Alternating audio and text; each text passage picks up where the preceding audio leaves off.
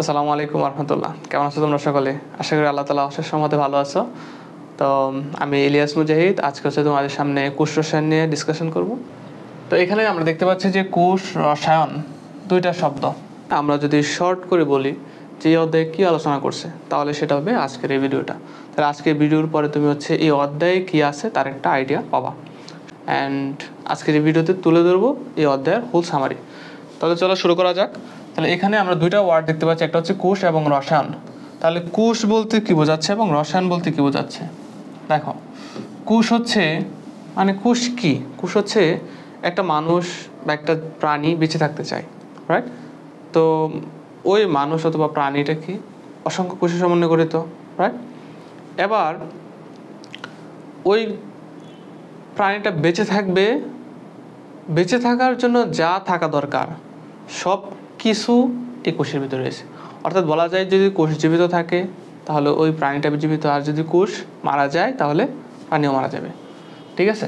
তাহলে ওইখান থেকে আমরা কি বলতে পারি যে জীবন ধারণের সকল বৈশিষ্ট্য, জীবন ধারণের সকল বৈশিষ্ট্য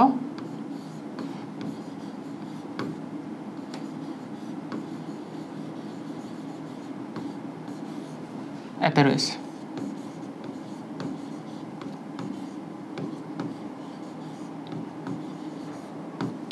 ঠিক আছে? তাহলে এই হচ্ছে কোষ। তাহলে কোষকে আমরা আবার বলতে পারি এটা হচ্ছে জীবদেহের গঠন কার্যকরী একক, তোমরা সবাই জানো। তাহলে এটা আমরা কি বলতে পারি? জীবদেহের গঠন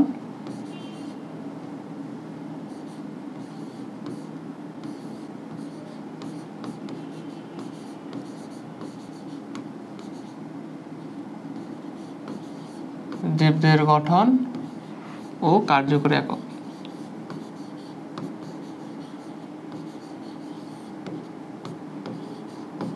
এবার বুঝতে পারছো, একটা জীবদেহের একক বলে ফেলবো এমন একটা বিষয়, তার মানে তার ভিতরে একটা মানুষ অথবা একটা প্রাণীর বেঁচে থাকার জন্য যা লাগবে সকল বৈশিষ্ট্য রয়েছে। এবার রসায়ন কি? চলো রসায়ন সম্পর্কে একটু বুঝি। রসায়ন কি? তাহলে রসায়নকে আমরা বলতে পারি এটা হচ্ছে একটা শাস্ত্র। এটা হচ্ছে একটা কি শাস্ত্র? এটা হচ্ছে একটা বিজ্ঞান।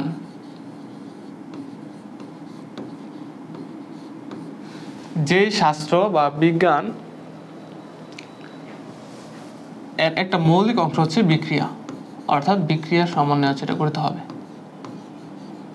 ঠিক আছে? এর মৌলিক একটা অংশ হবে বিক্রিয়া। তাহলে এবার কোষের অভ্যন্তরে যে সকল বিক্রিয়া ঘটে আমরা এই ক্ষেত্রে কোষ রসায়ন বলবো। ঠিক আছে? তাহলে আমি যদি বলি যে কোষ রসায়ন কি, আবার সেটা একবারে বলো, এক কথায় বলো, তাহলে আমরা কোষ রসায়নকে বলতে পারি এই যে এখানে আছে। তাহলে কোষের ভিতরে ঘটতে থাকা রসায়ন। তাহলে আমরা কোষ রসায়নকে একবারে কি বলতে পারি? কোষের ভিতরে ঘটতে থাকা রসায়ন। এর একটা বড় অংশ হচ্ছে বিক্রিয়া। তাহলে এটা একটি শাস্ত্র বিজ্ঞান, এর একটা বড় অংশ হচ্ছে কি বিক্রিয়া। ঠিক আছে? কোষের অভ্যন্তরে বিভিন্ন রাসায়নিক উপাদান এবং প্রক্রিয়া নিয়ে অধ্যয়ন হচ্ছে আমাদের কোষ রসায়ন। তাহলে আশা করি বুঝতে পারছি কোষ রসায়ন কি। তাহলে কোষ এমন একটা সত্তা যার হচ্ছে একটা জীবন ধারণের জন্য যা বৈশিষ্ট্য দরকার সবগুলো রয়েছে। আর রসায়ন হচ্ছে একটা বিজ্ঞান। এখন যেহেতু আমরা কোষ নিয়ে পড়তেছি কোষ রসায়ন, সেক্ষেত্রে হবে আমার হচ্ছে রাসায়নিক উপাদান এবং প্রক্রিয়া, এই দুইটা নিয়ে যে বিজ্ঞানটা সেটা হচ্ছে আমার কোষ রসায়ন। বুঝতে পারছি? এতটুকু বুঝতে পারলে নেক্সট আমরা দেখো কোষ রসায়ন, এটা তোমাদের বইয়ে এভাবে দেওয়া নাই, তবে আমি চেষ্টা করব একটা সিরিজ বানানো এই অধ্যায়ের উপরে, যে সিরিজের মাধ্যমে হচ্ছে তুমি বিষয়টাকে ফিল করতে পারবা। ঠিক আছে? সেজন্য আমি এক্সট্রা কিছু আনছি যাতে সুন্দরভাবে গুছানো যায়। দেখো, তো ওই এক্সট্রা একটা বিষয় হচ্ছে জৈব রাসায়নিক উপাদান। এখন জৈব রাসায়নিক উপাদানের ভিতরে আমরা প্রধান এবং অপ্রধান দুইটা ভাগে ভাগ করছি। প্রধান এবং অপ্রধান এই দুইটা ভাগে ভাগ করছি। ঠিক আছে? এখন প্রধান জৈব রাসায়নিক উপাদানের ভিতরে আমরা চারটা অংশ পাবো। এক হচ্ছে কার্বোহাইড্রেট, দুই হচ্ছে প্রোটিন, তিন হচ্ছে লিপিড, চার হচ্ছে নিউক্লিক অ্যাসিড। তোমাদের বইয়ে কার্বোহাইড্রেট নিয়ে বিস্তারিত দেওয়া আছে, প্রোটিন নিয়েও মোটামুটি বিস্তারিত দেওয়া আছে, লিপিড নিয়ে দেওয়া আছে, নিউক্লিক অ্যাসিড দেওয়া নাই, সমস্যা নাই, নিউক্লিক অ্যাসিড তোমরা প্রথম অধ্যায়ে শিখে আসছো। তো কার্বোহাইড্রেটের আমরা এই অধ্যায়ে যেহেতু একটা সামারি, সুতরাং এখানে বিস্তারিত বলতেছি না, বিস্তারিত আমরা পরবর্তী লেকচারগুলোতে বলবো। তাহলে কার্বোহাইড্রেট এর কাজটা কি, মেইন কাজটা কি আমরা সেটা শিখবো। এটা হচ্ছে কি, যে শক্তি উৎপাদন করে,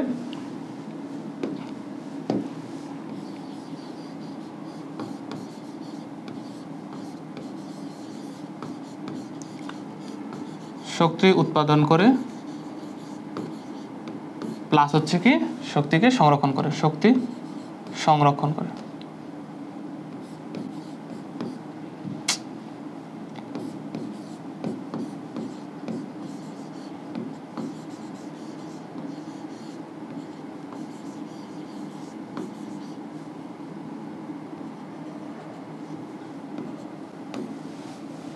তাহলে কার্বোহাইড্রেট যদি আমরা মাথায় আনি, তাহলে এই দুইটা জিনিস যেন মাথায় চলে আসে।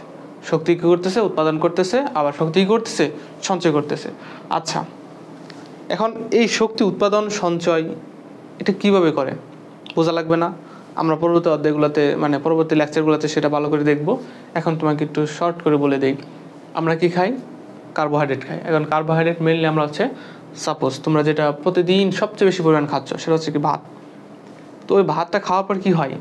ডাইজেশন হয়, অ্যাবজর্পশন হয়, তাই না? পরিপাক হয়, দেন শোষণ হয়, এই তো। এখন শোষণ কোথায় হয় আর পরিপাক কোথায় হয়?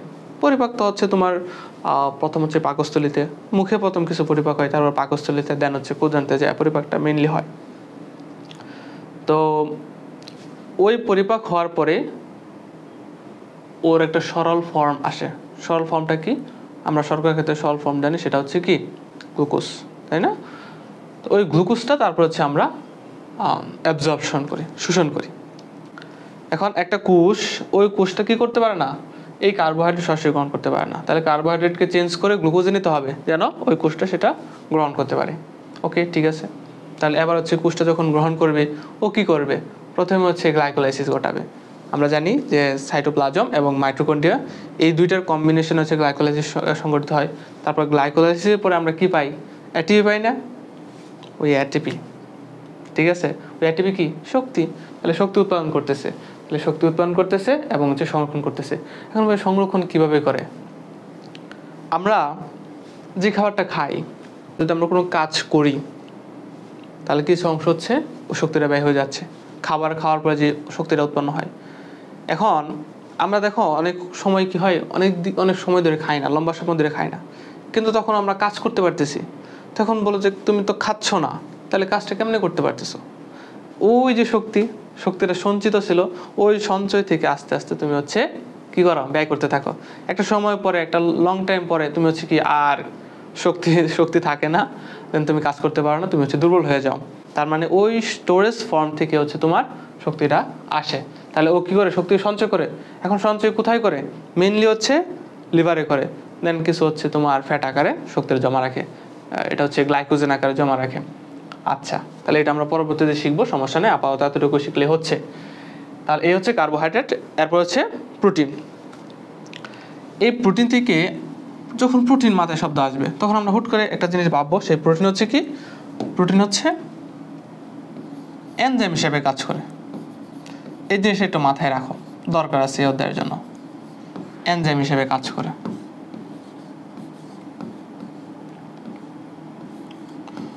এনজাইম হিসেবে কাজ করে।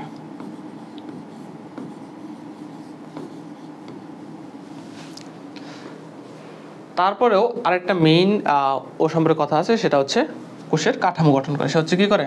কোষের কাঠামো গঠন করে, কোষের কাঠামো গঠন করে।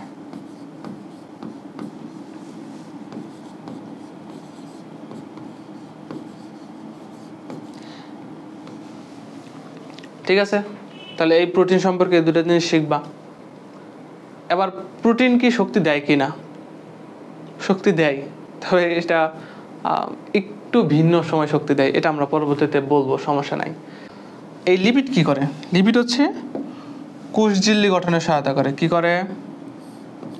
ও হচ্ছে কোষঝিল্লি গঠনে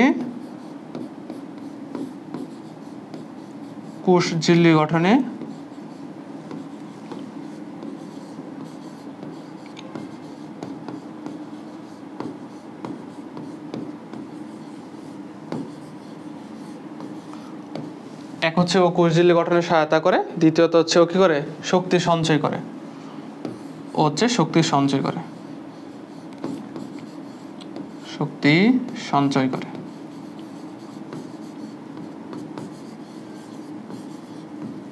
ওকে, এরপর হচ্ছে নিউক্লিক অ্যাসিড।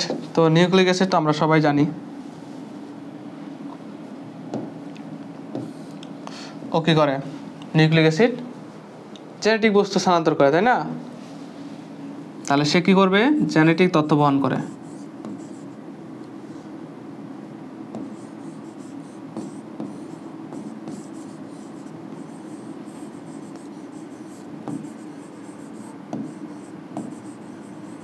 ও হচ্ছে কি করে জেনেটিক তথ্য বহন করে।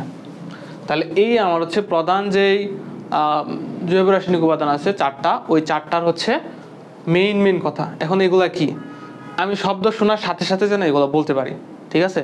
এখন তোমাকে যদি আমি বলি কার্বোহাইড্রেটের কাজ একটা, না তো কার্বোহাইড্রেট একটা হবে কেন, কার্বোহাইড্রেটের কাজ অনেক বিশাল।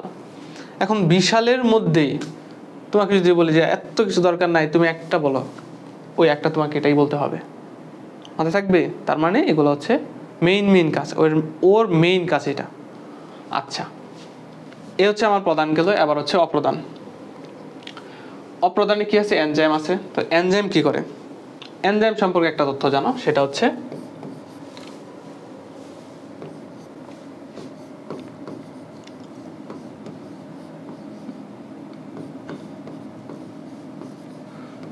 বিক্রিয়ার হার নিয়ন্ত্রণ করে।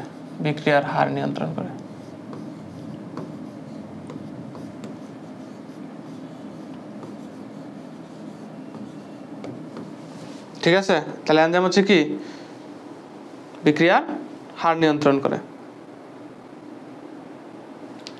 এরপর হচ্ছে আমার ভিটামিন কোএনজাইম আছে। এবার ভিটামিন এবং কোএনজাইম কি, ভিটামিন কোএনজাইম হচ্ছে বিপাকীয় প্রক্রিয়ায় সহায়তা করবে।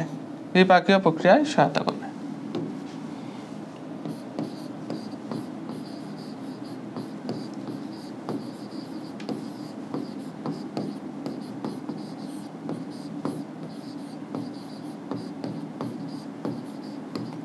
বিপাকীয় প্রক্রিয়ায় সহায়তা করবে।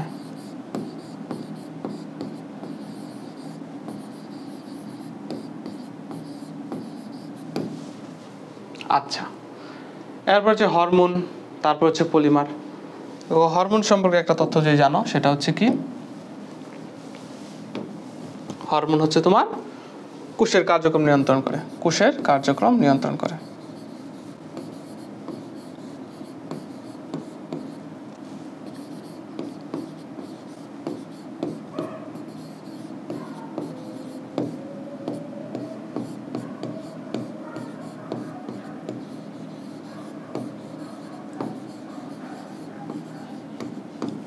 ঠিক আছে, এবার পলিমার হচ্ছে বিভিন্ন বস্তু উৎপাদনের সময় এটা মেইনলি কাজে লাগে। তো এখান থেকে হচ্ছে আমরা প্রধান এবং অপ্রধানের কতগুলো তথ্য জেনে নিলাম। এটা কিন্তু অনেক জরুরি, ঠিক আছে? এগুলো ভালো করে পড়বা, বইও এগুলো দেওয়া নাই, বাট এগুলো আমার দরকার আছে। আচ্ছা, পূর্ববর্তী স্লাইডে আমরা কি দেখছিলাম, জৈব রাসায়নিক উপাদান। দেখো জৈব রাসায়নিক উপাদান, তাহলে এবার আমরা দেখবো সেটা হচ্ছে জৈব রাসায়নিক প্রক্রিয়া। ঠিক আছে, খেয়াল করবো এই বিষয়টা। তাহলে জৈব রাসায়নিক প্রক্রিয়ার মাঝে কি কি আছে, শ্বসন আছে, প্রোটিন সংশ্লেষণ, ডিএনএ প্রতিলিপন, গ্লাইকোলাইসিস, ক্রেবস চক্র, এটা হবে ক্রেবস চক্র। তারপর হচ্ছে এটা একসাথে হবে গ্লুকোনিওজেনেসিস। এছাড়া আরো অজৈব উপাদান এবং পিএইচ সহ আরো অন্যান্য বিষয় রয়েছে। এগুলো তোমার এত দরকার নাই, এগুলো তুমি হচ্ছে বায়োলজি বইয়ের বিভিন্ন জায়গায় বিভিন্নভাবে শিখে ফেলবে। ঠিক আছে, আচ্ছা। এখন অজৈব উপাদানের ক্ষেত্রে কয়েকটা উপাদান যদি আমরা বলি যে অজৈব উপাদান কি এগুলো হতে পারে,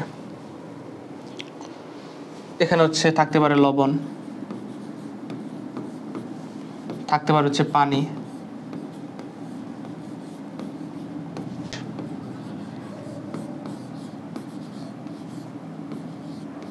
এইরকম, বুঝতে পারছো? এগুলো হচ্ছে অজৈব উপাদান। আচ্ছা, এই স্লাইড ততটা জরুরি না।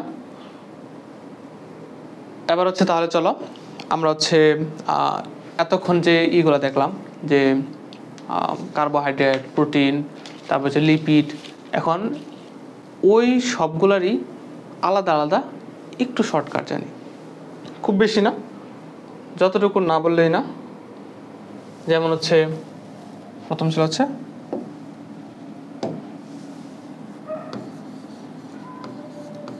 কার্বোহাইড্রেট।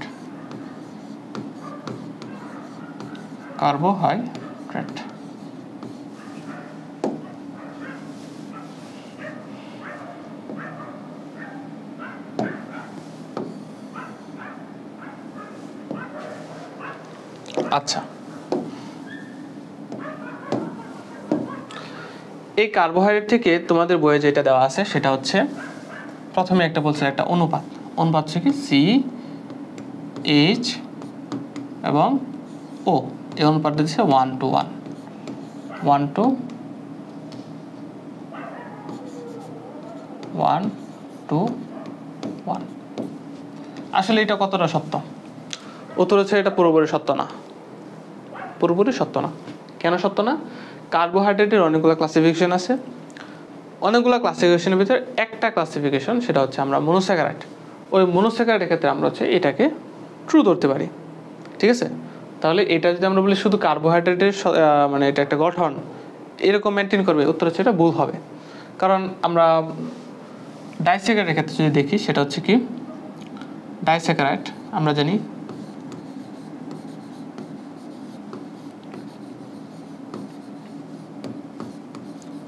ডাইস্যাকারাইডে কি হয়, দুইটা মনোস্যাকারাইড অ্যাড হয়, তাই না? দুইটা মনোস্যাকারাইড অ্যাড হয়।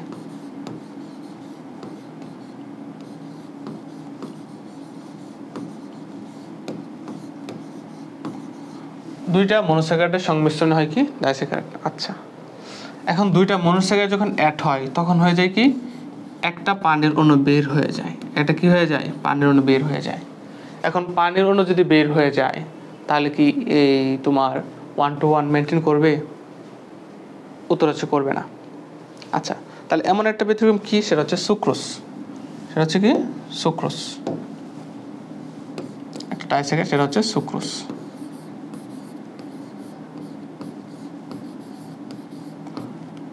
এই সুক্রোজের CHO এই ফর্মুলাটা কত আসবে? এটা হচ্ছে C12H22O11। এইটা যদি এটা মেনটেন করতো তাহলে হওয়া উচিত ছিল কত? C12 এবং O12 দুইটা সমান হওয়ার কথা ছিল, এবং H হওয়া উচিত ছিল কত? 24। এরকম হওয়া উচিত ছিল না? কিন্তু এখানে কত হয়েছে? দুইটা হাইড্রোজেন কম আছে, একটা অক্সিজেন কম আছে। তাহলে দুইটা হাইড্রোজেন এবং একটা অক্সিজেন, তার মানে পানি এখানে নাই। এই ফর্মুলা থেকে এটা হয়েছে, দ্যাট মিনস এখানে একটা পানির অণু চলে গেছে, এই তো। তাহলে দুইটা মনোস্যাকারাইড যখন অ্যাড হবে তখন হচ্ছে একটা পানির অণু চলে যাবে, তখন হচ্ছে কি ডাইস্যাকারাইড কি তোমার এই 1:1 রেশিও মানতেছে? উত্তর হচ্ছে মানতেছে না। সেই জন্য এই সূত্র শুধুমাত্র মনোস্যাকারাইডের ক্ষেত্রে প্রযোজ্য। আমার ডাইস্যাকারাইড আছে, অলিগোস্যাকারাইড আছে, পলিস্যাকারাইড আছে, আরও অনেক স্যাকারাইড আছে, ঠিক আছে? ওই সকলের ক্ষেত্রে হচ্ছে এটা মানবে না। সেক্ষেত্রে আমরা বলবো এটা হচ্ছে কি মানে একদম সত্য না যে কার্বোহাইড্রেটের ফর্মুলা এটা মানবে। কার্বোহাইড্রেট থেকে আমরা একটা গ্রস সামারি এঁকে দেই। সেটা কিসের? যে আমরা কিছুক্ষণ পূর্বে যেটা বলছিলাম, কার্বোহাইড্রেট কি হবে? খাবার খাওয়ার পরে কার্বোহাইড্রেট হবে ডাইজেশন হবে।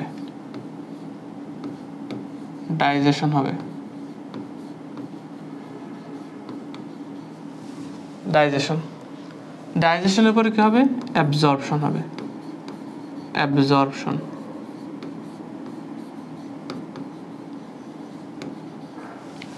তাহলে ডাইজেশন হবে, ডাইজেশনের পরে অ্যাবজর্পশন হবে। অ্যাবজর্পশন কি আকারে হয়? গ্লুকোজ আকারে হয়। কি? গ্লুকোজটা অ্যাবজর্পশন হয়। তো ওই গ্লুকোজ কোন প্রক্রিয়ায় যায়? গ্লাইকোলাইসিস প্রক্রিয়ায়। কি প্রক্রিয়ায়? গ্লাইকোলাইসিস প্রক্রিয়ায়।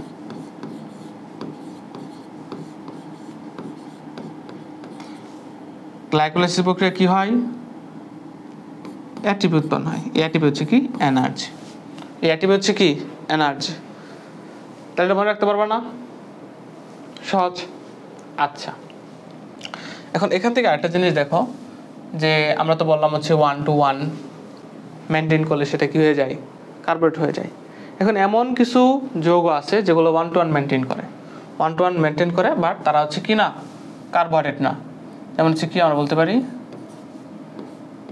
1 to 1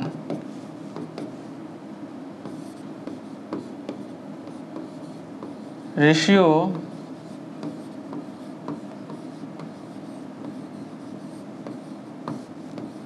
মেনটেন করেও যারা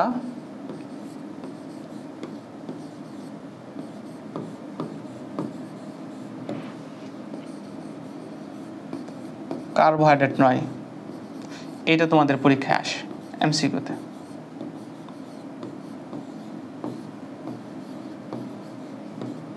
তাহলে এখানে 3টা শব্দ মনে রাখবা। কয়টা শব্দ? 3টা। এই 3টা মুখস্থ রাখলে আশা করা যায় যে তোমাদের এমসিকিউতে এর বাইরে আসবে না। তাহলে প্রথম যেটা মনে রাখবা সেটা হচ্ছে কি? ফর্মালডিহাইড।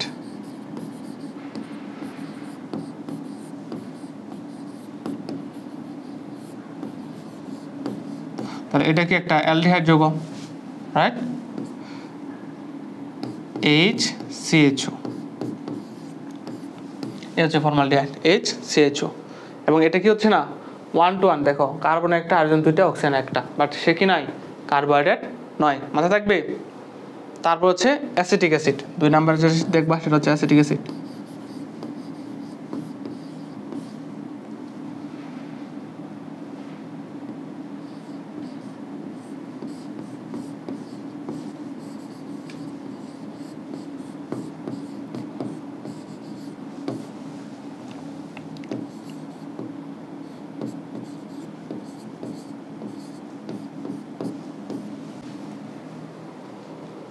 এই অ্যাসিটিক অ্যাসিড কি নয়? দেখো, কার্বন হচ্ছে 2টা, অক্সিজেন 2টা, হাইড্রোজেন হচ্ছে 3টা, এটা 4টা, কিন্তু তারপরেও কি নয়? সে কার্বোহাইড্রেট নয়। মনে থাকবে। অ্যান্ড ফাইনালি আরেকটা, সেটা হচ্ছে কি? Lactic acid.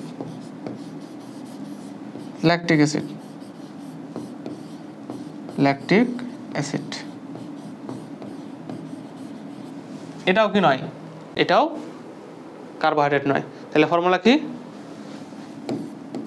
C3H6O3। ঠিক আছে? তাহলে এই 3টা নাম মনে রাখবা, formaldehyde, acetic acid, lactic acid. এটা অনেক গুরুত্বপূর্ণ, যে এরা কি 1 to 1 রেশিও মেনটেন করার পরেও কার্বোহাইড্রেট নয়। এখন কার্বোহাইড্রেট নিয়ে আরও বিস্তারিত আছে, আমরা আজকে আলোচনা করতেছি না। এগুলো হচ্ছে আমরা কার্বোহাইড্রেট যখন টপিক শুরু করব ওই লেকচারটা আমরা বিস্তারিত আলোচনা করব। এখন বলো তো, এরা কার্বোহাইড্রেট কেন নাই? এরা কার্বোহাইড্রেট কেন নয়? উত্তর হচ্ছে এদের মনোস্যাকারাইড।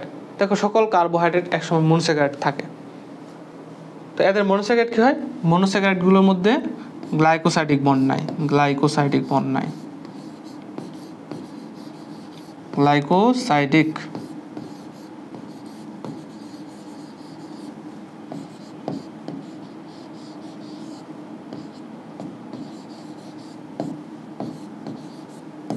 তাহলে এখান থেকে একটা কোশ্চেন হলো যে মনোস্যাকারাইডের মধ্যে কোন ধরনের বন্ড থাকে? উত্তর হচ্ছে গ্লাইকোসাইডিক বন্ড। ঠিক আছে, মনে থাকবে। তাহলে এই হচ্ছে আমাদের কার্বোহাইড্রেটের মানে একদম শর্টকাট, যেটা তোমার জানতেই হবে। না জানলে হচ্ছে তুমি কার্বোহাইড্রেটটা ফিল করতে পারবে না। আচ্ছা, তো এরপরে কার্বোহাইড্রেট কি কি আছে? কার্বোহাইড্রেট থেকে তোমার শিখতে হবে হচ্ছে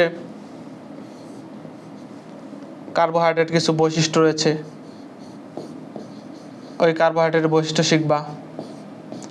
কার্বোহাইড্রেটের কাজ রয়েছে, ওই কাজ শিখবা। এগুলো আমি দেখা দেবো পরবর্তী লেকচারগুলোতে। তারপর হচ্ছে প্রকারভেদ আছে, ক্লাসিফিকেশন।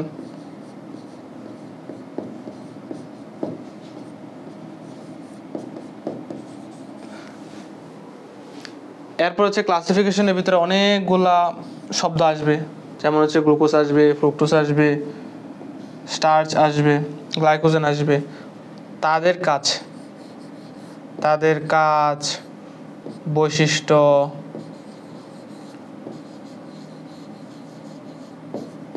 এগুলো শিখতে হবে।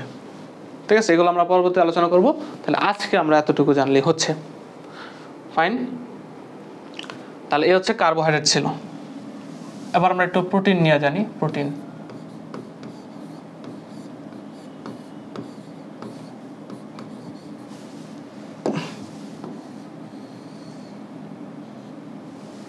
Okay fine.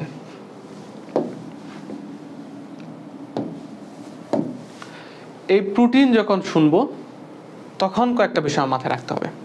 এক হচ্ছে একে জীবনের কর্মঘোড়া বলা হয়। কি বলা হয়? জীবনের কর্মঘোড়া।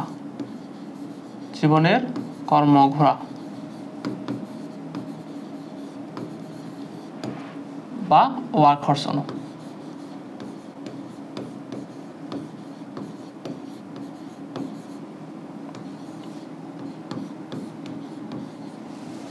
একে কি বলা হয়? জীবনের কর্মঘোড়া অথবা ওয়ার্কস অণু। ফাইন। একে আর কি বলা হয়? একে বলা হয় শরীরের প্রহরী। শরীরের প্রহরী।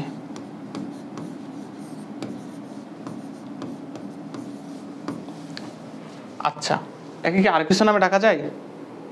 উত্তর হচ্ছে হ্যাঁ, ডাকা যায়। আরেকটা রাখতে পারো, সেটা হচ্ছে বিকল্প জ্বালানি।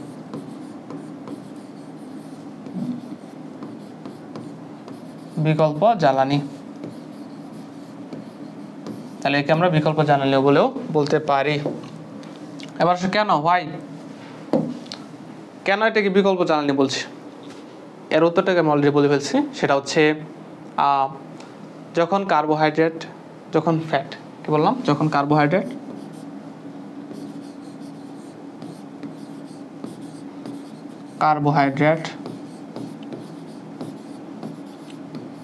যখন কার্বোহাইড্রেট প্লাস ফ্যাট,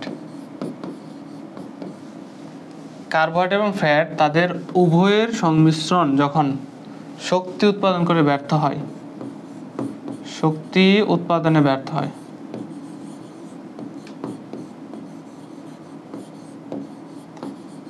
শক্তি উৎপাদনে কি হয়? ব্যর্থ হয়। তখন হচ্ছে কি হয়? আমার এই প্রোটিন লাগে বিকল্প জ্বালানি হিসেবে। তখন ও হচ্ছে কি হয়?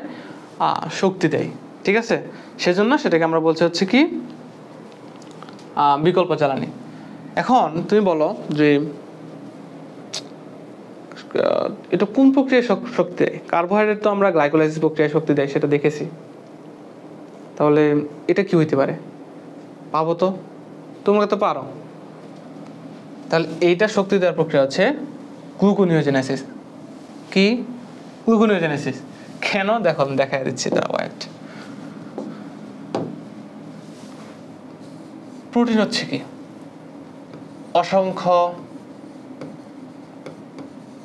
অসংখ্য অ্যামিনো অ্যাসিডের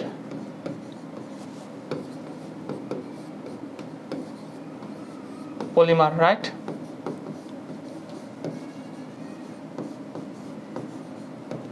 অসংখ্য অ্যামাইনো অ্যাসিডের পলিমার। আচ্ছা, তাহলে আমরা বলতে পারি যে প্রোটিন হচ্ছে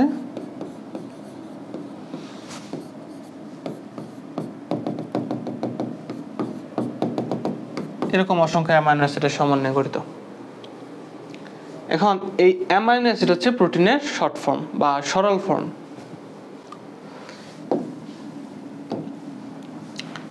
এই অ্যামাইনো অ্যাসিড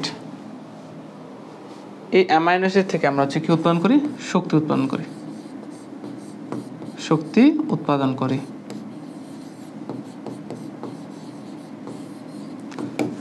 তাহলে অ্যামাইনো অ্যাসিড থেকে যখন শক্তি উৎপাদন করি, এটা হচ্ছে নন কার্বোহাইড্রেট সাবস্টেন্স, মানে কার্বোহাইড্রেট না, কার্বোহাইড্রেট ছাড়া।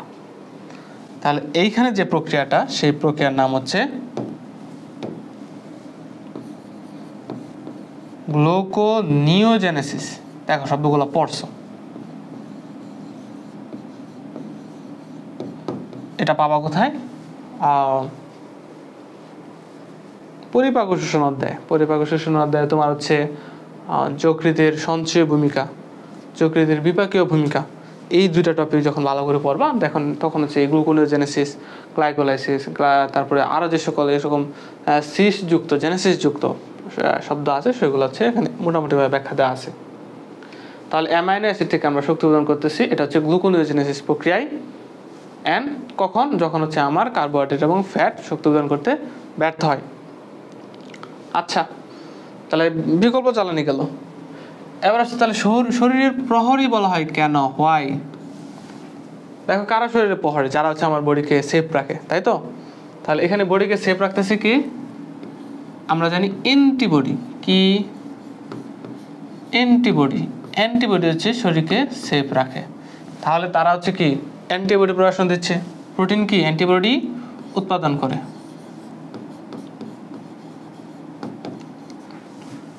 এখানে ইমিউনোগ্লোবিন জি, ইমিউনোগ্লোবিন এ, ইমিউনোগ্লোবিন এম। তাহলে এরা হচ্ছে কি অ্যান্টিবডি প্রোডাকশন করতেছে। যেহেতু অ্যান্টিবডি প্রোডাকশন করতেছে সেজন্য হচ্ছে এটা আমরা কি বললাম, শরীরের প্রহরী বলতে পারবো।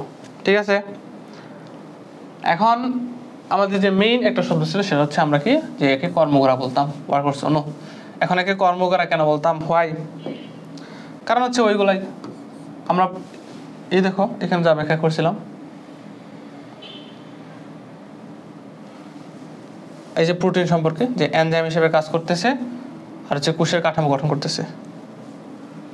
এনজাইম হিসেবে কাজ করতেছে এবং কোষের কাঠামো গঠন করতেছে। তাহলে এই দুইটা দিলেই তোমার হচ্ছে হয়ে যাবে। আচ্ছা, তাহলে এই হচ্ছে আমাদের প্রোটিন নিয়ে মোটামুটি ডিসকাশন। এর বেশি আমার মনে হয় না আজকে দরকার আছে, বিস্তারিত আমরা পরবর্তী লেকচার করতে শিখবো। আচ্ছা, আমি আবার বলছি, আজকে যে লেকচারটা হচ্ছে সেটা হচ্ছে জাস্ট অধ্যায়ের উপর সামারি, কোষরসায়নের উপর সামারি। এখানে কোনো টপিক আমরা খুব বেশি বিস্তারিত বলতেছি না, একদম শর্ট করে যতটুকু না বললেই না, ওই বিষয়টা বোঝানোর জন্য আমরা ততটুকু বলতেছি। আচ্ছা, তাহলে আবার লিপিড থেকে যদি আমরা কিছু শিখতে চাই একদম প্রাইমারিলি, তাহলে সেটা হবে হচ্ছে লিপিড প্রথমত হচ্ছে কার্বোহাইড্রেটের মতো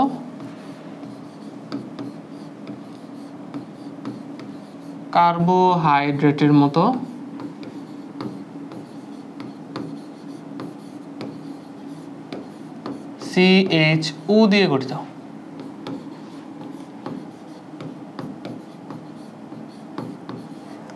কার্বোহাইড্রেটের মতো কি CHO দিয়ে গঠিত। তবে এখানে তারা স্পেসিফিক কোনো রেশিও দেয় নাই, দরকার নাই। তবে আমরা যদি বোঝার জন্য বলি যে আসলে লিপিড কি, একদম সহজ একটা বিষয় মাথায় রাখবা, সেটা হচ্ছে লিপিড যদি বলে তখন বলবা যে এইটা হচ্ছে নন পোলার দ্রাবকে দ্রবীভূত একটা পদার্থ। নন পোলার দ্রাবকে দ্রবীভূত পদার্থ। মনে থাকবে, নন পোলার দ্রাবকে দ্রবীভূত পদার্থ। তাহলে এখন নন পোলার দ্রাবকগুলোকে এটা তোমার জানতে হবে। কারণ পোলার দ্রাবক বললে সবার প্রথম যেটা মাথায় আসে সেটা হচ্ছে কি পানি। একটা হচ্ছে হাইড্রোজেন আয়ন আর একটা হচ্ছে কি হাইড্রোক্সিল আয়ন, দুইটা পুল হয়, সেজন্য সেটা হচ্ছে পোলার দ্রাবক। এখন নন পোলার দ্রাবক যখন বলছি তখন চারটা জিনিসের কথা মনে রাখবা। এটা MCQতে আসতে পারে, অনেক সময় ইম্পর্টেন্ট আছে। যে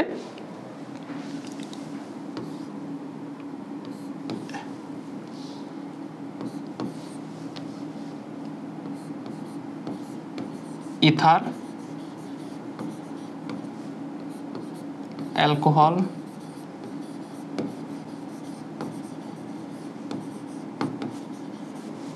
তারপর হচ্ছে বেনজিন,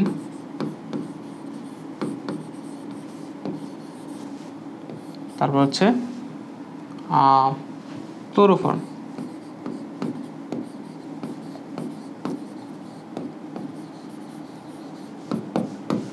মাথায় থাকবে? তাহলে কি বললাম যে ইথার, অ্যালকোহল, বেনজিন এবং হচ্ছে ক্লোরোফর্ম, এটা হচ্ছে নন পোলার দ্রাবক। নন পোলার দ্রাবকে দ্রবীভূত পদার্থ। এখন যদি বলি তাহলে দ্রবীভূত হয় না কোথায়? অদ্রবীভূত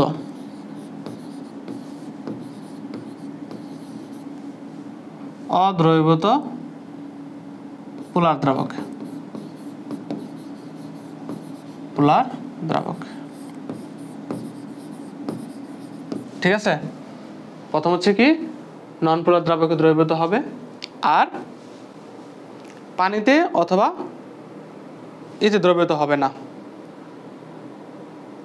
ঠিক আছে, ওকে।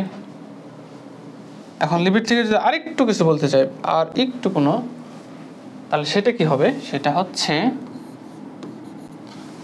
লিপিড রাসায়নিকভাবে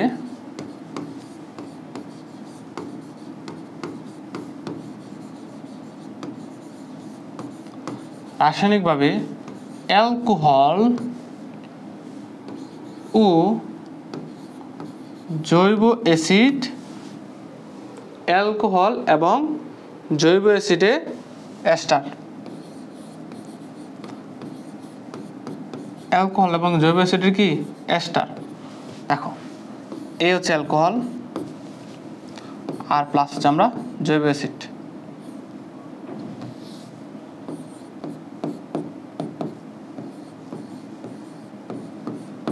তাহলে এই দুইটার সংমিশ্রণে কি উৎপন্ন হচ্ছে, এরকম। তো এখান থেকে আমরা একটা পানির অণু বের হয়ে যাচ্ছে,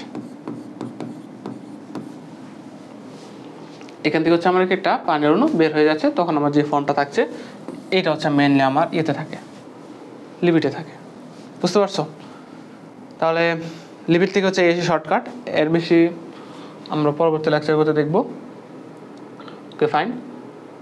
লিপিডের পরে আসা সেটা হচ্ছে কি এনজাইম সম্পর্কে একটু জানি, এই টপিকটাই শেষ। এনজাইম, ঠিক আছে, এনজাইম।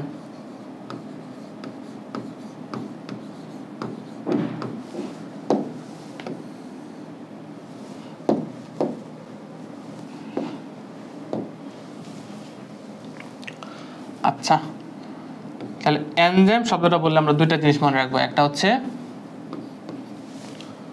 সরল enzyme,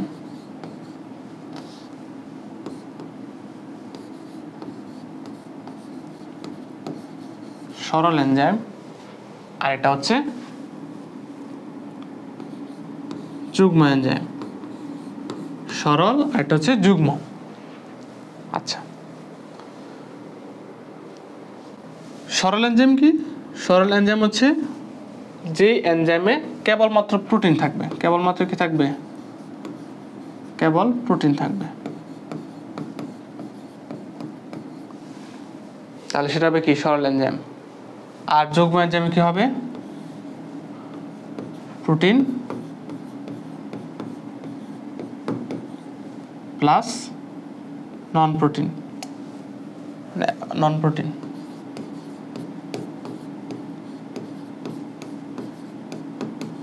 protein plus non protein substance থাকবে।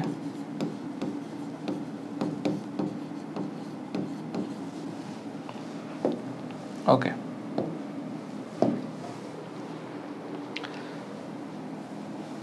যুগ্ম প্রোটিনে মানে যুগ্ম এনজাইমে যখন আমার প্রোটিন অংশ থাকতেছে, দুটো জিনিস মাথায় রেখো, যখন প্রোটিন থাকতেছে তখন এটাকে আমরা বলবো হচ্ছে অ্যাপোপ্রোটিন। কি? অ্যাপোপ্রোটিন।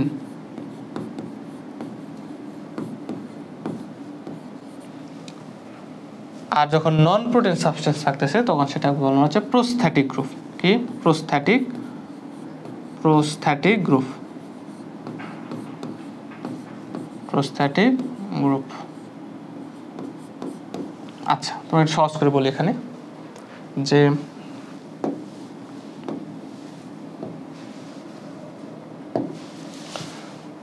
ধরো এটা একটা বল, তো এই বলটাকে আমরা ধরি হচ্ছে প্রোটিন, সবটুকু প্রোটিন। এখন এটা তো আর একটা বল, এই বলের মাঝে তোমার হচ্ছে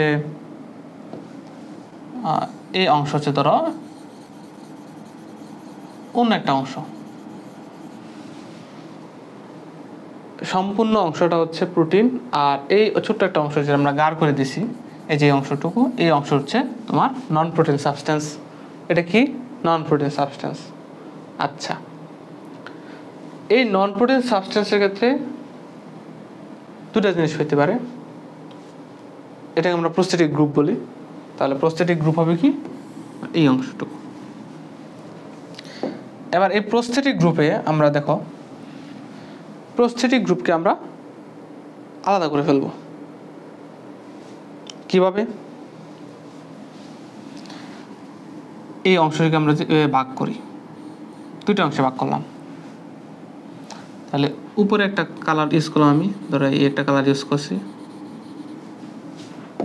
নিচে আমরা একটা কালার দেব।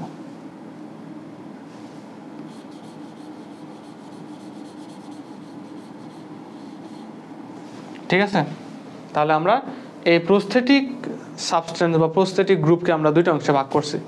একটা হচ্ছে কি নীল কালার দিয়েছি, আর একটা হচ্ছে হলুদ কালার দিয়েছি। Okay fine.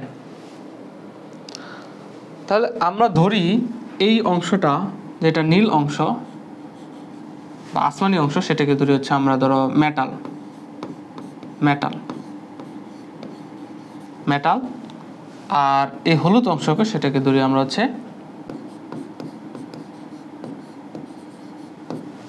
তাহলে কি বললাম, আমার যে প্রস্থেটিক গ্রুপের একটা অংশ ধরছি আমরা হচ্ছে মেটাল, আর একটা অংশ ধরছি আমরা হচ্ছে কি জৈব পদার্থ। তার মানে এই প্রস্থেটিক গ্রুপ থেকে আমরা দুইটা ভাগ করতে পারতেছি। একটা হচ্ছে মেটাল, একটা হচ্ছে মেটাল, আর একটা হচ্ছে কি জৈব পদার্থ।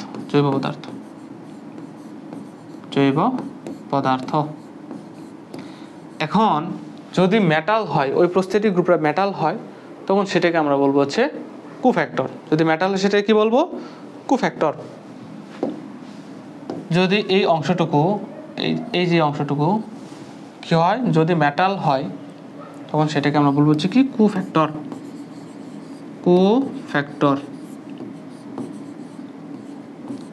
একে পূর্বে কি বলা হতো, অ্যাক্টিভেটর। একে পূর্বে অ্যাক্টিভেটর বলা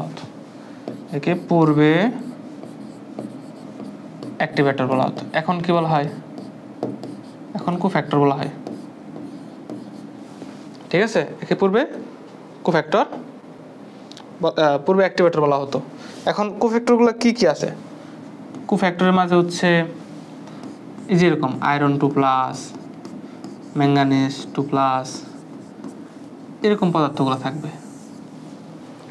ঠিক আছে, তাহলে হচ্ছে মেটাল অংশ গেল। এরপর হচ্ছে জৈব পদার্থকে কি বলা হয়, কোএনজাইম। কি বলা হয়, কোএনজাইম। এখন কতগুলো যদি কোএনজাইমের নাম বলি, সেটা কি হবে, যেমন তোমরা পড়ছো যে FMN, তারপর হচ্ছে FAD,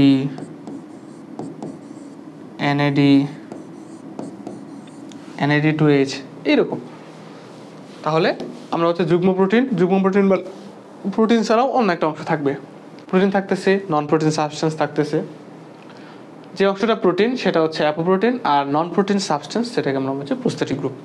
ফাইন। প্রস্থেটিক গ্রুপ হচ্ছে ছোট একটা অংশ।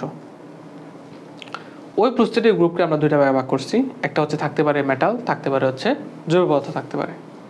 যদি মেটাল থাকে তখন সেটাকে আমরা বলবো হচ্ছে কোফ্যাক্টর, যেটাকে অ্যাক্টিভেটর বলা হতো। আর এইরকম এক্সাম্পল আর কতগুলো আছে, সেগুলো হচ্ছে তোমার কোফ্যাক্টরের এক্সাম্পল।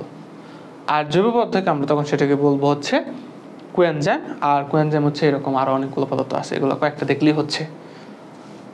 আশা করি বুঝতে পারছি। তাহলে এটা হচ্ছে একটা গ্রস সামারি এনজাইমের। এখন তাহলে এনজাইমকে আমরা কি বলতে পারি? এনজাইম হচ্ছে এক ধরনের প্রোটিন, এটা আমরা আগে বলে ফেলছি, এক ধরনের প্রোটিন।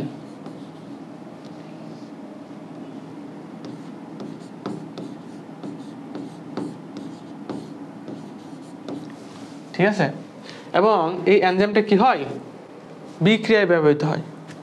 বিক্রিয়ায় ব্যবহৃত হইয়া ও যেমনি ছিল এমনিই থাকে। এন্ড অফ দ্য ডে বা এন্ড অফ দ্য রিয়াকশন ও বিক্রিয়াকে প্রভাবিত করে। কি করে? বিক্রিয়াকে প্রভাবিত করে এবং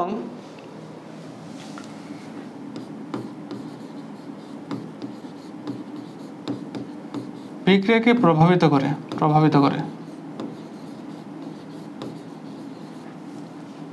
করে নিজে অপরিবর্তিত থেকে। কি করে? নিজে অপরিবর্তিত থেকে।